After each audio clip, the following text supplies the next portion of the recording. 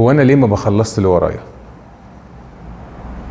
لو حاجه حصلت في اليوم بوظت الخطه والترتيب اللي انا كنت عايزها، سواء كانت لشغل او لمذاكره، تلاقي اليوم قفل، مودي اتغير، مش عايز اعمل حاجه، اليوم اتلخبط، اكنسل كل اللي ورايا وابدا في دايره من التسويف والتاجيل واقول ان انا هخلص اللي ورايا ده بكره او في يوم تاني. دي من اكتر الحاجات الغلط اللي ممكن الواحد يقع فيها، وبتبوظ له حاجات كتيره وبتقلل من نجاحاته خلال رحلته في الحياه.